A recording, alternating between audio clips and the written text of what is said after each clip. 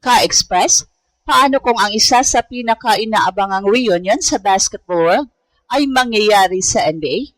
Isipin mo ito, sina Kai Sotto at Jalen Green, dalawang dating naging bahagi ng NBA G League Ignite program, muling magsasama sa isang kupunan.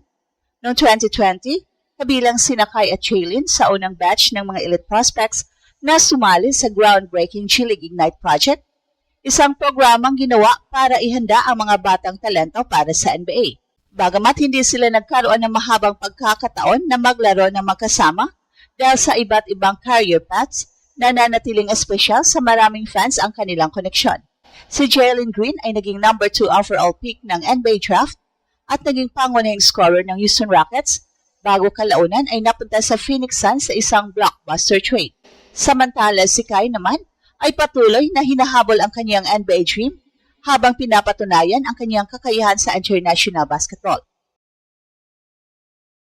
Ang kanyang laki, rim protection at improving perimeter game ay patuloy na pinag-uusapan ng mga basketball observers. Kaya ngayon maraming fans ang nagtatanong, posible bang mangyayari ang Kai Sotto, Jalen Green reunion sa NBA? Bagamat wala pang official na indikasyon na interesado ang Houston Rockets o anumang NBA team na kunin si Kai sa kasalukuyan, hindi may kakailan na isa itong napakagandang basketball story kung sakaling mangyayari. Sa basketball, minsan ang mga dating magkasamang prospects ay muling nagsasama pagdating sa NBA at kung may isang reunion na siguradong ikakatuwa ng mga Pinoy at ng mga Pinoy basketball community sa US, isa na rito ang muling pagsasama ni Kai Sotto at Jalen Green. Well, hindi basta-basta ang dahilan kung bakit maraming Pinoy ang na-excite sa posibilidad ng reunion ni Kai at Jalen sa NBA. Balikan natin ang kasaysayan nung inilunsad ng NBA G League ang Ignite program. Isa si Kai sa mga unang international prospects na pinirmahan ng liga. Kasama niya sa pioneer group sina Jalen Green, Isaiah Todd at Daishen Nix. Layunin ng programang ito na ihanda ang mga batang manlalaro para sa professional basketball sa pinakamataas na antas. Sa panahong iyon, napakalaking balita nito para sa Pilipinas. Hindi lamang dahil si Kai ang unang Pinoy prospect na nakapasok sa ganitong antas ng development system, kundi dahil nakasama niya ang mga elite talents na inaasang magiging future NBA stars. Isa sa mga pinakatumatak noon ay si Jalen Green.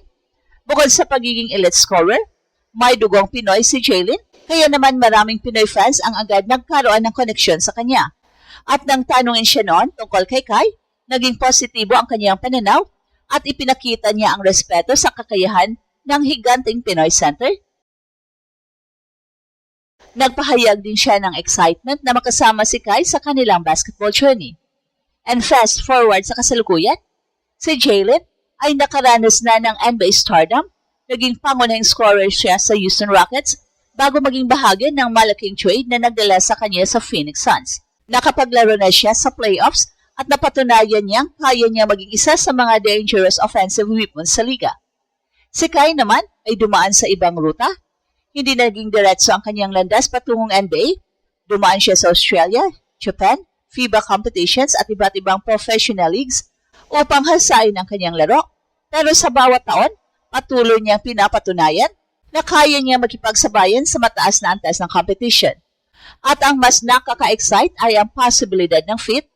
Kung iisipin, ang style ni Jalen bilang explosive scorer at transition weapon ay maaring bumigay sa isang 7-footer na tulad ni Kai na kayang mag-screen, mag-roll sa basket, mag-protecta ng rim at magbigay ng vertical spacing. Sa modern NBA, mahalaga ang chemistry ng guard at center. At dahil may nauunang samahan at respeto na sina Kai at Jalen mula noong Ignite days, natural na maraming fans ang nag-iisip kung ano kaya magiging resulta kapag muling magsasama ang dalawang ito sa pinakamalaking basketball league sa mundo. So ang tanong ngayon, sapat na ba ang ipinakitang development ni Kai upang mabigyan ng pagkakataon sa NBA roster ngayong taon? So pagkatapos natin balikan ang koneksyon ni Kai at Jalen mula sa kanilang G League Ignite days, dumako naman tayo sa mas mahalagang tanong. Gaano ba kalaki ang posibilidad na makapasok si Kai sa NBA ngayong taon? Well, una sa lahat, kailangang maging malinaw tayo sa isang bagay. Wala pang official na ulat na nagsasabing interesado ang Houston Rockets na kunin si Kai. Wala pa ring report na may nagaganap na negosasyon o workout sa pagitan ng Rockets at kampo ni Kai sa ngayon. Pero sa basketball, lalo na sa NBA, maraming pagkakataon ang nagsisimula sa simpleng opportunity. At ang magandang balita para sa mga Pinoy fans ay nananatiling bata si Kai at patuloy pa rin nagde-develop bilang professional player. Sa edad na nasa kalagitnaan pa lamang ng kanyang 20s, marami pa siyang panahon upang ipakita ang kanyang tunay na potensyal. Sa nakalipas na mga taon, malaki ang naging pagbabago sa kanyang laro. Hindi na lamang siya isang traditional center na nag-aantay sa ilalim ng basket. Mas gumanda ang kanyang mobility, footwork, passing vision at shooting touch. Sa modern NBA, kung saan mahalaga ang versatility, malaking bagay ang pagkakaroon ng 7-footer na kayang gumawa ng iba't ibang bagay sa loob ng court. Bukod dito, mahalagang tandaan na ganap nang nakabalik si Kai mula sa kanyang ACL injury at muli nang nakapaglaro at nakapagsanay ng normal. Para sa mga NBA scouts, napakahalaga ang health status ng isang player. Kapag nakita nilang kaya nang bumalik ng atleta sa dating galaw at kumpiyansa, mas nagiging positibo ang kanilang pagtingin sa posibilidad ng pagkuha rito. Isa rin sa mga dahilan kung bakit patuloy na pinag-uusapan si Kai ay ang kanyang natatanging profile. Hindi araw-araw na nakakakita ang NBA ng 7-3 player na may kombinasyon ng rim protection, touch sa labas at international experience. Ang mga katangiang ito ang dahilan kung bakit patuloy siyang nasa radar ng ilang basketball observers at talent evaluators. Kung sakaling mabigyan siya ng pagkakataon sa Summer League, training camp o Exhibit 10 contract setup, iyon ang maaaring maging unang hakbang patungo sa kanyang NBA dream. Marami ng manlalaro ang nagsimula sa ganitong ruta bago tuluyang makakuha ng regular NBA contract. At dito pumapasok ang exciting na possibility. Hindi man Houston Rockets ang maging destinasyon ni Kai, sapat na ang makapasok siya sa isang NBA organization upang muling mabuhay ang usapan tungkol sa reunion ni Jalen Green sa hinaharap. Sa NBA, mabilis magbago ang sitwasyon. Ang mga manlalarong dating magkalaban ay nagiging magkakampi. Ang dating magkasama sa development program ay muling nagtatagpo pagdating sa pinakamalaking entablado ng basketball. Sa ngayon, nananatiling pangarap pa lamang ang Kai Sotto-Jalen Green reunion.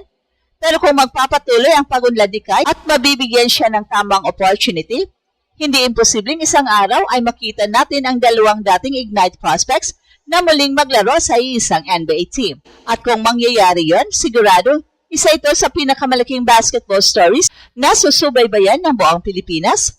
Sa ngayon, wala pang konkretong indikasyon na mangyayari ang reunion ni Kai at Jalen sa NBA, pero ang mahalaga ay nananatiling buhay ang pagkakataon habang patuloy na lumalakas at umuunlad ang laro ni Kai.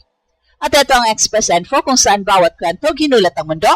Don't forget to like and subscribe.